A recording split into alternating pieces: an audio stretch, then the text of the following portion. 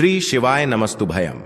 हर हर महादेव। दोस्तों, आप सभी लोग जानते हैं कि 7 जुलाई 2024 यानी रविवार को पड़ रही है आषाढ़ मास के शुक्ला पक्ष की तृतीय तिथि, जो बहुत ही खास है। और दोस्तों, यह वह तृतीय तिथि है जो कि आषाढ़ महीने में पड़ रही है।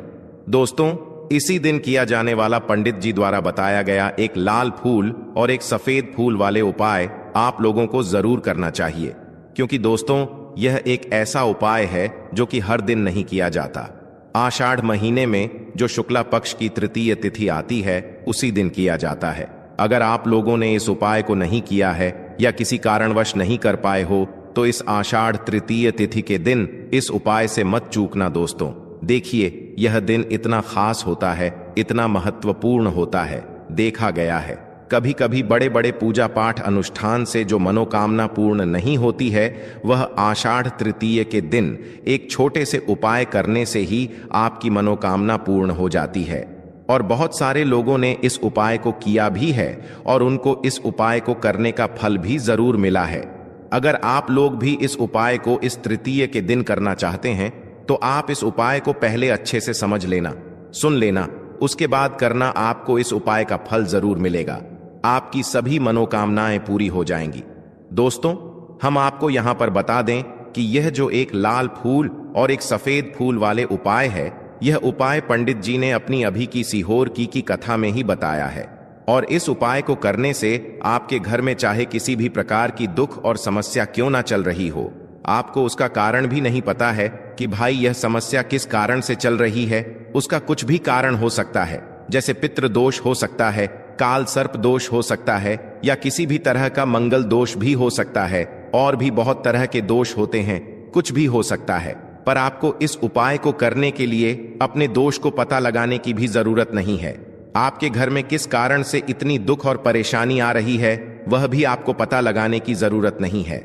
बस शुक्रवार को तृतीय के दिन इस उपाय को कर लेना, क्योंकि इसी एकमात्र उपाय को करने से आपके पूरे घर परिवार में सुख और शांति हो जाएगी। आपके घर में अच्छे अच्छे काम होने लगेंगे। आपकी जो भी मनोकामना होगी वह भी धीरे धीरे करके पूर्ण होना शुरू हो जाएंगी। अब हम समझते हैं इस एक लाल फूल और एक सफेद फूल वाले उपाय को आपको करना कैसे है, किसको करना है, किस समय करना है और कैसे करना है। देखो, उपाय बिल्कुल आसान है, बस समझने वाली बात है। ध्यान से समझिए, उसके बाद ही आप लोग जो है इस उपाय को जरूर कीजिएगा। सबसे पहली चीज हम लोग यह समझते हैं कि इस एक लाल फूल और एक सफेद फूल वाले उपाय को इस आने वाली तृतीय के दिन किसको करना है। तो देखिए, इस उपाय को घर के सभी सदस्यों को करने की बिल्कुल भी जरूरत नहीं है। घर में से कोई एक मुख्य बड़ा सदस्य ही इस उपाय को करेगा तो उस घर परिवार के सभी सदस्यों को इस उपाय को करने का फल मिल जाएगा। पर वह बड़ा सदस्य कौन होगा, कौन व्यक्ति इस उपाय को करेगा? तो यहां पर देखिए, हम आपको बता दें, घर की जो बड़ी माताएं बहनें होंगी, घर की बड़ी माताओं बहनों में से कोई भी एक माता बहन इस वाले उपाय को कर सकती है।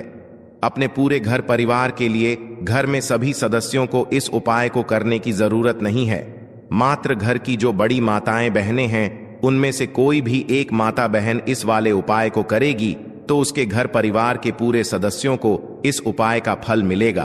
अगर किसी कारणवश माताएं बहनें घर में उपस्थित ना हो या वह इस उपाय को ना कर रही हो, कुछ दिक्कत हो, तो भाई उस जगह पर फिर घर का कोई बड़ा व्यक्ति भी इस उपाय को कर सकता है। माताओं बहनों के कहने का मतलब यह था कि माताएं बहनें घर की लक्ष्मी होती है। जब घर की लक्ष्मी कोई उपाय करती है तो निश्चित ही भगवान शिव जी बहुत जल्दी प्रसन्न होते हैं और उपाय का फल में बहुत जल्दी और बहुत बड़ा करके भी यहां पर देते हैं। तो आप लोग ये बात समझ गए होंगे। अब हम ये बात समझते हैं कि इस वाले उपाय को हमें करना किस समय है। एक लाल फूल और एक सफेद फूल वाले उपाय को हमें तृतीय के दिन करना किस समय है। तो देखिए, इस उपाय को करने का जो समय है, सुबह का समय भी है और शाम का समय भी है। अब देखिए, यहां पर हम मुख्य रूप से सुबह का समय नहीं बोलेंगे, क्योंकि देखिए, यह जो तृतीय तिथि है और आप सभी लोग जानते हैं तृतीय के दिन का प्रदोष काल का मतलब शाम का जो समय होता है ना, इस दिन भगवान शिव जी का सबसे प्रिय दिन होता है। तो आप लोग इस एक लाल फूल एक सफेद फूल वाले उपाय को सुबह के समय भी कर सकते हो और शाम के समय प्रदोष काल में भी कर सकते हो। सुबह के समय अगर कर रहे हो तो 10 या फिर 11 बजे तक भी अगर उपाय करोगे तो भी आपको उपाय का फल मिलेगा। वही अगर शाम के समय कर रहे हो तो इस दिन जरूर शाम के समय का ध्यान रखना कि शाम के 6 बजे से लेकर 7 बजे के बीच में अगर आप इस उपाय को कर सकते हो तो बिल्कुल कर लेना, पूरी कोशिश करना।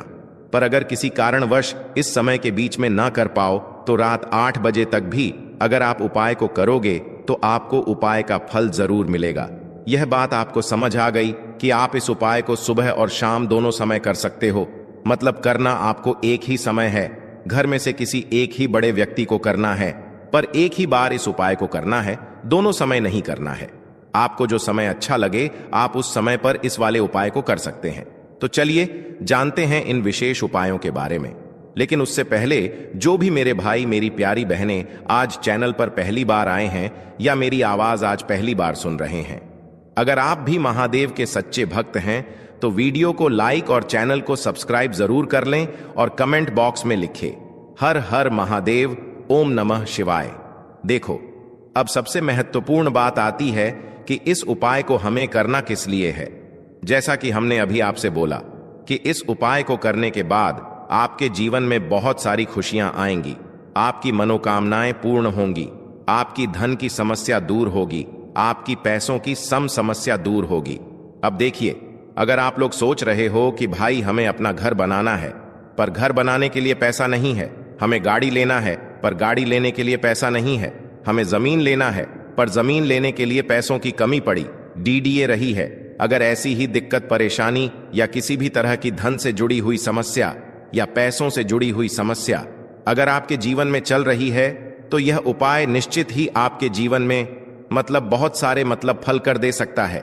इसीलिए अगर आपके घर में बहुत ज्यादा दिक्कत समस्या परेशानी चल रही है, धन से जुड़ी हुई पैसों से जुड़ी हुई धन की बहुत ज्यादा कमी आ रही है, पैसों की बिल्कुल आवक नहीं हो रही है, तो भाई आप लोगों को इस वाले उपाय को जरूर करना चाहिए।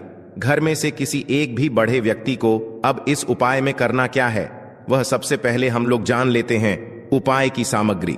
हम लोग सबसे पहले जानते हैं कि इस उपाय में किस किस चीज की आवश्यक पगी। तो देखिए, उपाय का नाम तो एक लाल फूल और एक सफेद फूल वाला उपाय है, पर इस उपाय में कुल मिलाकर 4 सामग्री हमें लगने वाली है, जो कि पंडित जी ने खुद सीहोर वाली कथा में बताया है। और जो हम आपको उपाय बताते हैं वह पंडित जी द्वारा बताए गए होते हैं, अलग से हम कुछ भी नहीं बताते हैं। तो यहां पर हम लोग समझते हैं कि इस उपाय की सामग्री क्या है। तो देखो, उपाय की जो सामग्री है वह 4 सामग्री है, जिसमें से सबसे पहली सामग्री है एक बेलपत्र। देखो, बेलपत्र क्या होती है? बेलपत्र जो शिव की शिवलिंग पर चढ़ती है। दूसरी चीज है एक शमी पत्र, शमी पत्र वो जो शिवलिंग पर ही चढ़ता है। तीसरी चीज है दोस्तों एक लाल फूल, जो उपाय का नाम है। तो एक यहां पर आपको लाल फूल लेना है। अब ये लाल फूल कौन सा लेना है?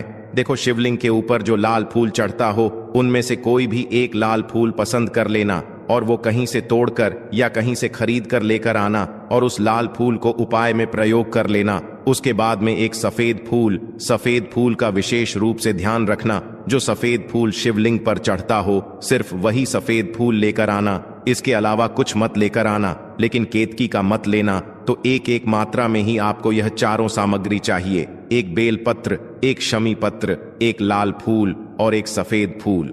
ये चारों सामग्री आप लोग तैयार करके के रख ले।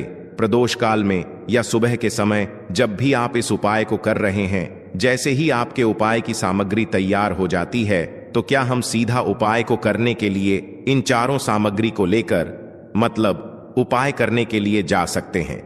नहीं तो यहां पर आपको इस बात का ध्यान रखना है कि हम भगवान शिव जी को प्रसन्न करने के लिए तो जा रहे हैं, हम अपनी मनोकामना को पूर्ण करवाने के लिए तो जा रहे हैं, पर हमें यह दर्शा बिल्कुल भी नहीं है कि हम सिर्फ अपने फायदे के लिए भगवान शिव जी के मंदिर में आए हैं।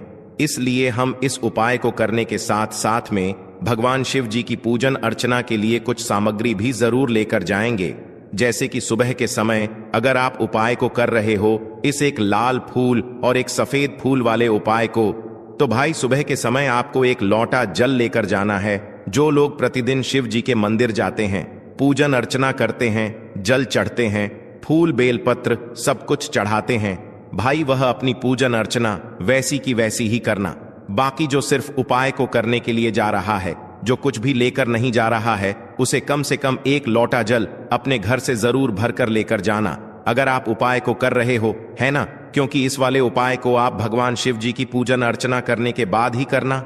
वहीं अगर बात करें शाम के समय की, अगर कोई व्यक्ति शाम के समय प्रदोष काल में इस वाले उपाय को कर रहा है, तो भाई आपको मात्र एक घी का दीपक तैयार करना है।